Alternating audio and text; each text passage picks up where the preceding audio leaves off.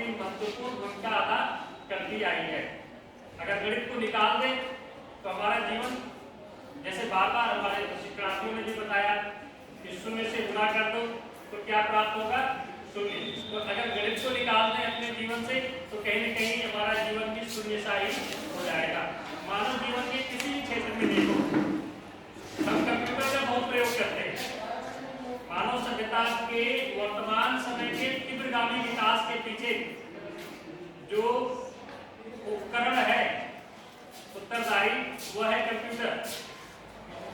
आपके हाथ में जो मोबाइल फोन चल रहे हैं, आप रिकॉर्डिंग कर रहे हैं, बहुत कुछ हमारे जीवन का लगभग सारा भाग एक नई तकनीक जो आर्टिफिशियल इंटेलिजेंस आई है, एआई तकनीक, इसके पीछे भी हम देखें तो कंप्यूटर ही है। और हमको जानकर ये आप सबको पता है कि कंप्यूटर जिस भाषा का प्रयोग उसमें किया जाता है वह 0 और 1 है। 0 और 1 की सहायता से ही कंप्यूटर कार्य करता है। इसके अलावा कंप्यूटर और कोई भाषा नहीं जानता। तो इस तरह देखें तो हमारे वर्तमान जीवन को सरल, सुगम और तीव्रगामी बनाने में गणित का योगदान हमको दिखाई दे रहा है।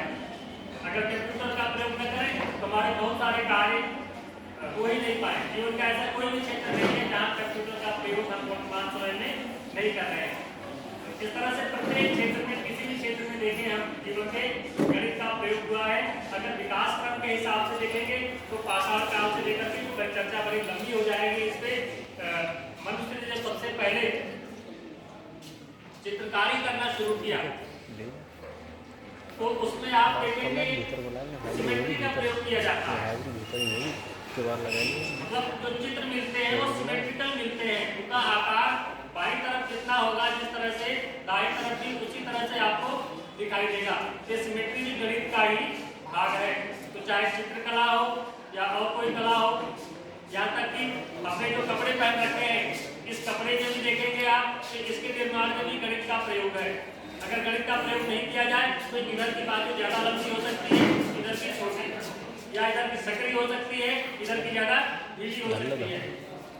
हम जो पैंट पहनते हैं ये भी सिमेट्रिकल टाइप में है। तो आप देखें तो हर जगह कहीं भी, इस कमरे को देख लें, अगर आप इसको मध्य से दोनों साइड से कर दीजिए तो लगभग एक जैसे आकार में दिखाई देगा। तो गणित हमारे जीवन में सर्वत्र है और मानव सभ्यता के विकास में इसका संपूर्ण योगदान रहा है। अगर गणित का प्रयोग नहीं जानते लोग तो हम इतनी उन्नति निसंदेह नहीं कर पाते। किसी भी क्षेत्र में देख लें, जहाँ भी विचार करेंगे। मैं तो सोचता हूँ कि जब प्राचीन समय में पाषाण काल में बहुत सारे लोग समूह में मिलकर के और बड़े बड़े जानवरों का शिकार करते थे, तो वहाँ भी गणित का प्रयोग करते थे। बिना समूह की संख्या निश्चित किए हुए शेर, भालू, चीता जैसे जानवरों का शिकार करना, उस युग में जब उनके पास बंदूक और राइफल और इस तरह के हथियार नहीं थे, जब भाले का प्रयोग करते थे, हड्डियों का प्रयोग करते थे, लकड़ियों का प्रयोग करते थे, तो उसमें भी गणित का प्रयोग करते रहे होंगे कि कितना लंबा हथियार हमारा हो, कितना लंबा भाला हो जिससे हम जानवरों का शिकार कर सकते हैं। किसी जानवर को मारना है तो उसकी हाइट का अंदाजा लगाते होंगे और ये वहां पर किसी न किसी रूप में गणित का प्रयोग करते रहे होंगे।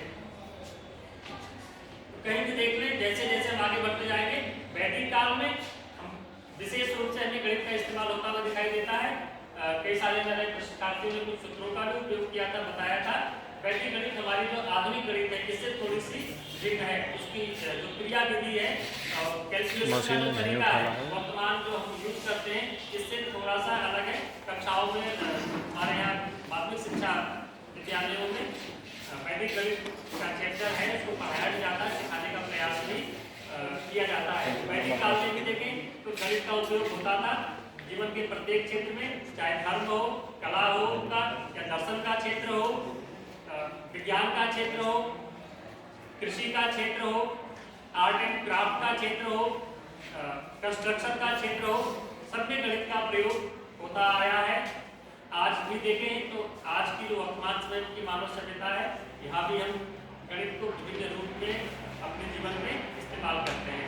अगर बात करें गणित विषय के संदर्भ में तो आज हम लोग ये हमारे प्रशिक्षणार्थी कुछ डायग्राम इधर इन्होंने गणित का बनाया है, जिसमें इधर बीमा वाली आकृतियां हैं और उधर 3 बीमा वाली।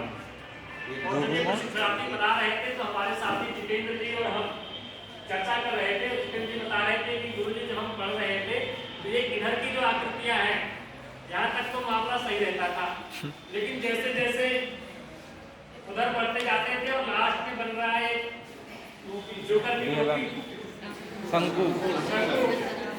उन्होंने कहा कि शंकु तक जाते जाते मामला जो है गड़बड़ हो जाओ जाया करता था। इसका सही करें तो मेरा भी अनुभव कुछ ऐसा है। ये 2 बीमा वाली आकृतियां तो इनको आसानी से समझ में आता था, लेकिन जैसे जैसे 3 डायमेंशन में जाते थे वहाँ थोड़ी सी कठिनाई बढ़ने लग जाती थी। तो मैं चाहूँगा कि आप लोगों के साथ इस तरह की समस्या नहीं हो और आप गणित को बड़े सेकंड नंबर पे इंटरेस्ट के साथ पढ़िए, मजेदार तरीके से पढ़िए और ऐसे पढ़िए परे तो सेकंड पे ही है। मतलब गणित को व्यवहारिक जीवन से जोड़ करके, इसकी उपयोगिता से जोड़ करके पढ़ें। अमूमन होता क्या है, गणित हम पढ़ते हैं सिर्फ कागज पर, टीचर पढ़ाता है हमको बोर्ड पर और हम उसको पढ़ते हैं पेज पर। इससे बाहर हम नहीं निकलते। हमें लगता है कि गणित का उपयोग सिर्फ कॉपियों में ही है, इसी में इसको हल करना है, रगड़ना है। हमारे जीवन में इसका कोई विशेष लाभ हमको दिखाई नहीं देता, अर्थात इसको व्यवहारिक जीवन से जोड़ करके नहीं बताया जाता।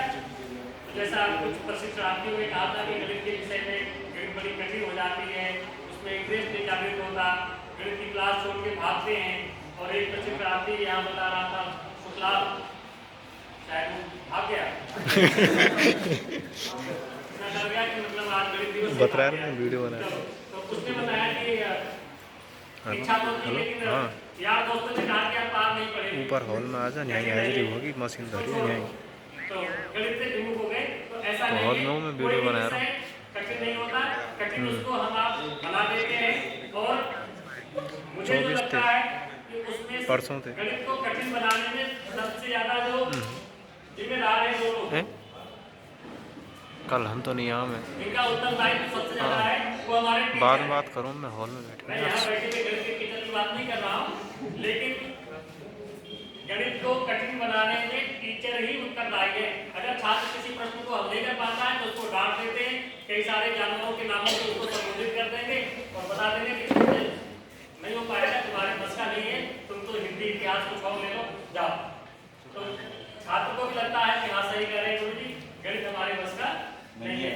तो आप जब शिक्षक बनेंगे आने वाले समय में, और विशेषकर यहाँ बैठे हुए प्रशिक्षणार्थी जो जिनका सब्जेक्ट गणित हो, बीएससी बीएड के या बीएड के प्रशिक्षणार्थी, तो कम से कम आप अपने छात्रों को इस तरह से पढ़ाएंगे और ये कभी मत कहिएगा कि गणित बहुत कठिन है, तुमसे नहीं हो पाएगा। अगर वो कोई कहता भी है गुरुजी बड़ा कठिन विषय है तो कहिए नहीं, ये बड़ा सरल विषय है, मन लगा के पढ़ोगे तो निश्चित रूप से इसमें आप सफलता पा सकते हैं, आगे बढ़ सकते हैं। और इसको व्यवहारिक जीवन से जोड़ करके, और जो हमारे बार बार प्रमेय की चर्चा हो रही थी कि रामानुजन जी ने बहुत सारे प्रमेय बताए इन्होंने, और हम ये किताबों में पढ़ते आए हैं कि फला फला प्रमेय को सिद्ध कीजिए। तो प्रमेय को सिद्ध करने का जो तरीका हो वो व्यवहारिक हो, लॉजिकल हो। होता क्या है, हम लोग मोस्टली उसको रटने के लिए दे देते हैं, बता देते हैं कि ये इसके बराबर ऐसा होता है, इसको याद कर लो, और अगले दिन स्टूडेंट्स से पूछते हैं। मतलब टीचर खुद प्रमेय को सिद्ध नहीं करता है, उसको रटवाने का प्रयास करता है, इसीलिए छात्रों की अरुचि गणित विषय में धीरे धीरे होती चली जाती है। तो आप प्रमेय को सिद्ध कीजिए, व्यवहार में उसकी उपयोगिता क्या है। जैसे मान लो हम बात करें त्रिकोणमिति की, बाद में हमने जाना कि त्रिकोणमिति का प्रयोग तो इस क्लासरूम में भी किया जा सकता है, लेकिन टीचर तो बस साइन कास्ट है उसी को उलझाए रख लेते थे। तो 10वीं के बाद मैंने भी गणित विषय को राम राम कह दिया कि जाने दो, ये बड़ा अजीब सा लग रहा है। जबकि ये हमारा पिलर है, इस पिलर में भी त्रिकोणमिति का प्रयोग यही क्लासरूम में किया जा सकता है, लेकिन टीचर ने कभी इस बात को नहीं बताया कि यहाँ भी त्रिकोणमिति का उपयोग है कमरे में। उन्होंने त्रिकोणमिति का उपयोग सिर्फ कॉपियों में बताया, सैमपट पर, जिससे लगा कि ये क्या चीज है, ये तो मतलब जाने दो, इसका कोई मतलब ही नहीं, बताओ इसकी बजाय कुछ और विषय पढ़ लो जो हमारे दैनिक जीवन में काम आए। तो आप ऐसे शिक्षक नहीं बनेंगे। आप किसी भी विषय को उसके विकास क्रम के संदर्भ में, उसकी उपयोगिता के संदर्भ में, संदर्भ में, और सबसे महत्वपूर्ण चीज है उसको मनोरंजन और रोचक बना करके सरल तरीके से जब प्रस्तुत करेंगे तो छात्र को उसमें आनंद आएगा। और ऐसा ही हमें गणित विषय के साथ भी करना चाहिए। आज हम जो गणित विषय मना रहे हैं यहाँ पर, इसका प्रमुख उद्देश्य यही है कि हम जब टीचर बने तो अपने छात्रों को गणित से परिचित कराएं, गणित के उपयोग को बताएं, इस कॉपी से बाहर निकालें, दैनिक जीवन में ले आए। और बहुत सारे आजकल तो किताबों में भी मिलने लगे हैं, कई सारी कविताओं के माध्यम से। एक छात्राध्यापिका ने बताया कि चल मेरे यार वृत्त की परिधि 2 पाई आर। अब देखो वृत्त की परिधि को याद कराना कितना सरल है।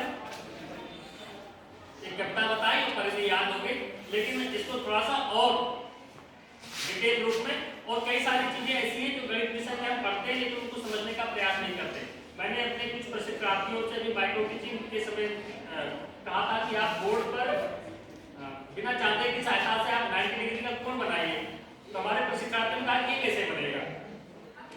आप चांदा ले आवाज बनाए तो आप धागे की सहायता से, पेन की सहायता से, रुमाल की सहायता से 90 डिग्री का उसको हाफ कर सकते हैं, फिर उसको भी हाफ कर सकते हैं और हाफ कर सकते हैं। इस तरह से आप बिल्कुल केवल और पटरी पढ़ते थे तो प्रश्न भी आता था, पटरी और प्रकार की सहायता से 90 डिग्री का कोण हाथ तो बनाया था मैं तो। बिना चाहते के लिए इस कार्य को कर सकते हैं।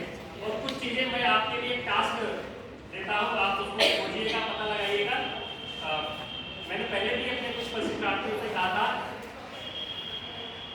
कि हम अपनी धरती की त्रिज्या को बताते हैं और व्यास को बताते हैं।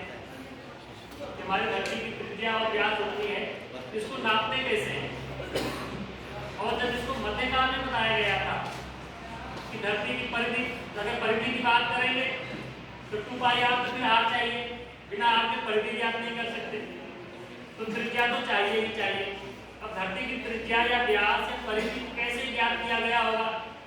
ऐसा कोई पैमाना तो था नहीं कि रस्सी तुम पकड़ लो इस किनारे पे, एक आदमी लेके चला गया होगा, उसको धरती के चक्कर में आकर के बेच दिया होगा और फिर परिधि निकल जाएगी तो त्रिज्या भी निकल जाएगी। और ये पाई कहाँ से आया,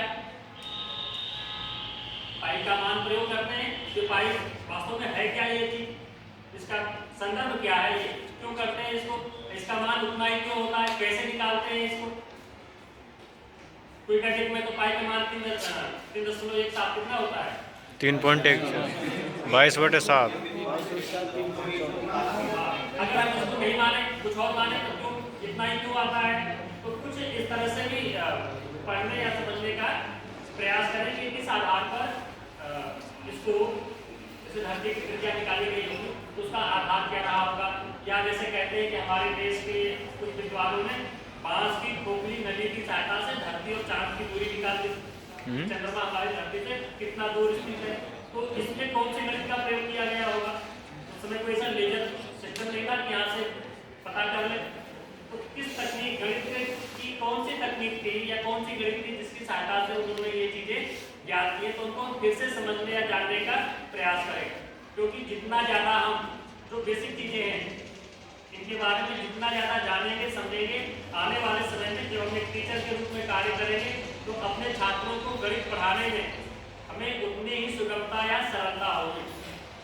क्योंकि जो जिज्ञासा जो हमारे मन में आ रही है, हो सकता है आप जब टीचर बनेंगे तो आपके छात्र भी पूछे ऐसे प्रश्न, तब उस समय आप क्या करेंगे।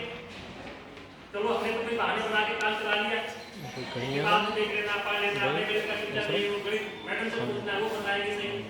लेकिन आप जब टीचर बनेंगे तो आप आधुनिक युग के टीचर हैं, आप ज्यादा एडवांस और स्मार्ट हैं, तथ्यात्मक ज्ञान ज्यादा रखने वाले हो सकते हैं, तो आपको इन सब चीजों को भी जानना और समझना चाहिए। तो मैं अपेक्षा करूंगा कि हमारे प्रशिक्षणार्थी धरती की त्रिज्या कैसे निकाली गई होगी इसके बारे में सर्च करके, खोज करके, वैसे सिंपल है, गूगल में भी सर्च करोगे तो मिल जाएगा। आप इसे कल या किसी कार्य दिवस में आप बताइएगा, या जब प्रार्थना होती है हमारी, वहाँ प्रेरक प्रसंग हम प्रस्तुत करते हैं, तो हमारा कोई प्रशिक्षणार्थी इसको पता करके लिख करके लाए और प्रार्थना तो कल ऐसे ही परीक्षा आपके साथ करता हूँ। कल की छुट्टी है हमारी। ध्यान देता हूँ।